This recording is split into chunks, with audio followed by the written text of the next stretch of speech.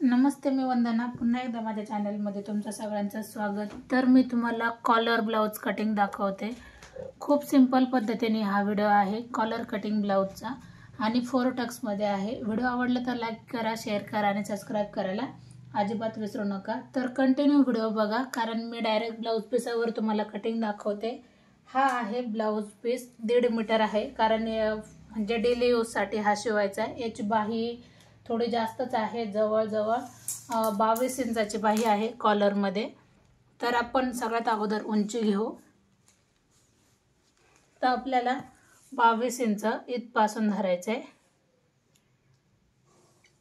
तर इथपर्यंत आपला 22 इंच येते, बरोबर. आता खालच्या बाजूला पण इथं मुडपण्यात जाईल, एवढं तरी मुडपण्यात जाईल. आणि 1.5 इंच आपण एक्स्ट्रा घेणार आहोत, कारण खालच्या बाजूने मुडपण्यात जाते. एक लाईन आपण आखून घेतली. आता 3.5 इंचाचा आपण उतार देणार आहोत आणि बाहीला आकार देऊन घ्यायचा आहे. आता बाहीला आपण वरती आकार दिलाय आणि आपल्याला समोरचा घेर किती आहे, जवळजवळ 3.5 इंच, म्हणजे असा इथपर्यंत हा ब्लाऊज येतो. 3.5 इंच खूप कमी माप आहे आणि 2 इंच शिलाई मार्जिन ठेवले. तर आता आपल्याला ह्या पॉइंट पासून इथपर्यंत आपल्याला अशा पद्धतीने बाही ही कटिंग करायची. मी याच्या अगोदर पण व्हिडिओ अपलोड केलेला. एकाच जावाचे 4 ब्लाऊज होते, दोन्ही माप वेगवेगळे आहेत.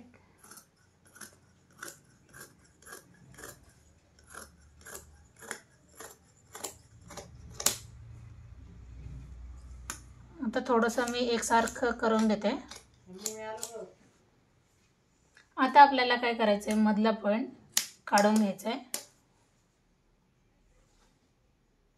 आपण समोरच्या भागाला पण आकार लगेच देऊन घेणार.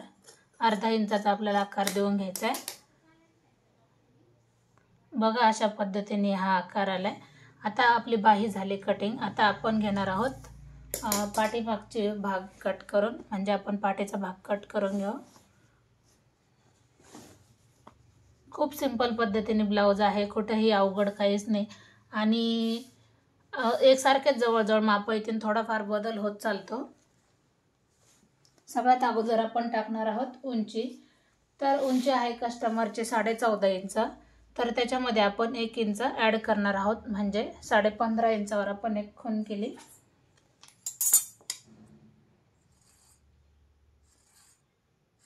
एक लाईन आखून घेतली.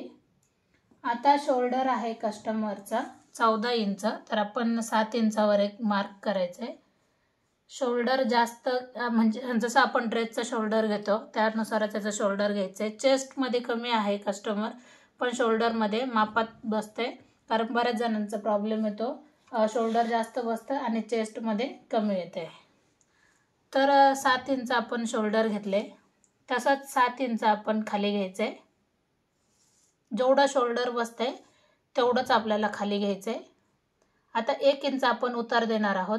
ज्या वेळेस कॉलरचा ब्लाऊज असतो, ड्रेस असतो, त्यावेळेला आपल्याला 1 इंच हा कंपल्सरी उतार द्यावाच लागतो.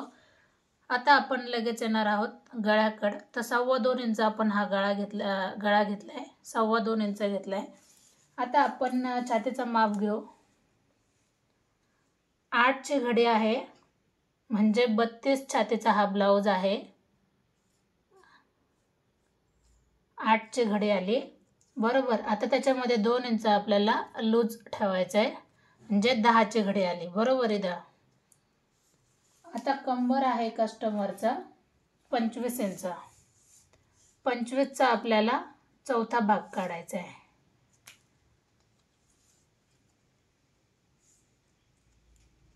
6.25 इंच येते. 6.25 इंचामध्ये आपल्याला 2.5 इंच मिक्स करायचं आहे. 1 इंच, समजा 1 इंच आपण टक्ससाठी ठेवलं आणि 1.5 इंच आपण शिलाई मार्जिन ठेवले. मग आपल्याला ही लाईन कंप्लीट करून घ्यायची. आता आपण येणार आहोत मोंड्याकडे. तर काय करायचं आहे, हा 1 इंचाचा उतार आपल्याला गळ्याला जोडून घ्यायचा आहे. सगळ्यात महत्त्वाचं म्हणजे हा उतार जोडायला विसरू नका, ब्लाऊज हा चुकून जाईल. तर 1 इंच उतार आपण दिलाय. आता पुन्हा एकदा आपल्याला 1 इंच पाठीमागे यायचं आहे. 1 इंच या किंवा पाऊण इंच आलं तरी पण चालते. मी 1 इंच पाठीमागे आले. आता आपल्याला ह्या लाईनपासून ह्या लाईनपर्यंत आखून घ्यायचं आहे, जिथं आपण 1 इंच पाठीमागे घेतले. आता आपल्याला काय करायचं आहे, इथपासून आपली कटिंग राहणार, तर तिथपासूनच आपल्याला याचा सेंटर काढायचा आहे मधोमध. म्हणजे हे आले 6 इंच बरोबर, तर आपल्याला 3 इंचावर एक मार्क द्यायचा आहे. आपण असा पॉईंट दिला. आता आपल्याला पाठीमागचा भाग आहे, तर आपण 1.5 इंचावर एक पॉईंट देऊन आपल्याला आकार देऊन घ्यायचा आहे अशा पद्धतीने.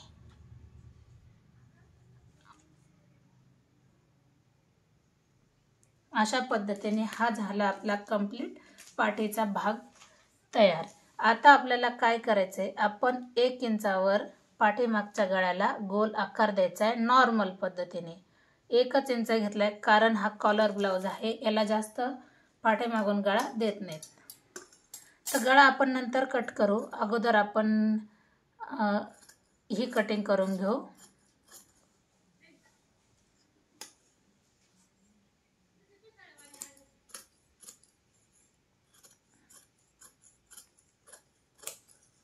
आहे तसंच पूर्ण कट करायचं आहे आपल्याला. आता हा कपडा आपल्याला उचलायचा आहे आणि याच्यावर पुन्हा एकदा टाकून घ्यायचं आहे. आता आपल्याला जी हुक पट्टी आहे, हुक पट्टी बटन पट्टी जे असेल ती, तर एकावर एक व्यवस्थित ठेवून घ्यायचं आहे. आपल्याला हुक पट्टीसाठी जे आपण शिवण्यात कपडा वापरतो तो आपल्याला तेवढा सोडून द्यायचा आहे. म्हणजे एकदम नॉर्मल जेवढं आपण दाबण्यात घेतो ब्लाऊज शिवताना तेवढं आपल्याला सोडून द्यायचं आहे. तर मी तेवढं सोडून दिले.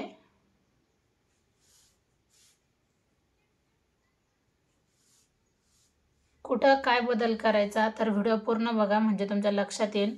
खूप सविस्तर मी तुम्हाला माहिती सांगते ह्या व्हिडिओमध्ये.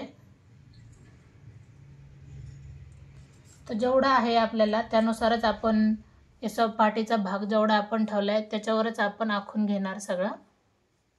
आता बदल कुठं कुठं करायचा आहे, कसा करायचा आहे ते पण दाखवते. आपण जो 1 इंच आकार दिलेला आपण तो याच्यामध्ये धरलाय. आता आपल्याला 1 इंचाचा आकार द्यायची गरज पडणार नाही. तर आपण किती वाढवले एवढं जेवढं आपल्याला शिवायला लागते.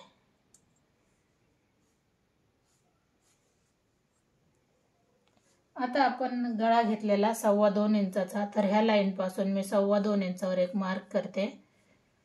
हे 7 बसतंय का नाही आपल्याला याचं पुन्हा एकदा चेक करून घ्यायचं आहे. 7 इंच. आता इथं मला लक्षात येते, तर मग मी 1 इंचावर आपल्याला आतमधला 1/2 इंचावर एक अंतर ठेवून आकार देऊन घ्यायचा आहे आर्महोलचा. 1/2 इंचावर आकार दिलाय बघा. इथून 1.5 इंच आणि इथपासून 1 इंच. आता आपल्याला क्रॉस पट्टी याला घ्यायची नाही. क्रॉस पट्टी जर घेतली असती तर आपण खालच्या बाजूनी जास्त घेतलं असतं 1 इंच. आता याच्यामध्ये कमी जास्त कुठंच काही करायचं नाही. तर आपण समोरचा गळा लगेच टाकून घेऊ 6 इंचावर. 6.5 इंचावर समोरचा गळा टाकून घेऊ. थोडंसं खालच्या बाजूने रुंदावून घ्या, म्हणजे गळा हा गोल व्यवस्थित येऊन जातो. आता आपल्याला टक्स पॉईंट घ्यायचा आहे 3.5 इंचावर. 3.5 इंचावर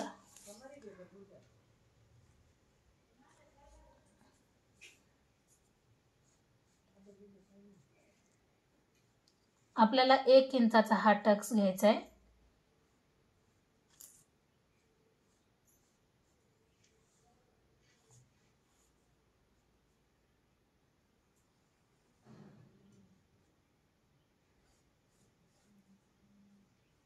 अशा पद्धतीने 4 टक्स ब्लाऊज हा सिंपल पद्धतीने पण होतो.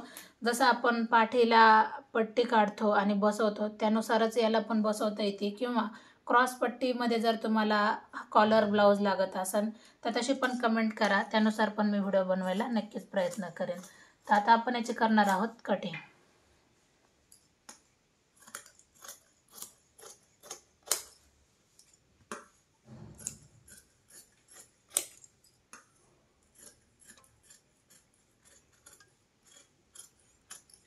हर एक ब्लाऊजमध्ये थोडा थोडा बदल असतोच. अशा पद्धतीने हा ब्लाऊज पूर्ण कट करून झालाय. आपण आता पाठीचा भाग कट करून घेऊ. जो आपला 1 इंचाचा गळा काढलेला आणि मध्ये थोडासा पॉइंट देऊ. तर अशा पद्धतीने बघा फायनल ह्या ब्लाऊजची कटिंग ही पूर्ण झाली. तर व्हिडिओ आवडला तर नक्कीच लाईक करा, शेअर करा, सबस्क्राईब करायला अजिबात विसरू नका. तर पुन्हा भेटू आपण नवीन आणि चांगल्या व्हिडिओमध्ये. तोपर्यंत नमस्ते.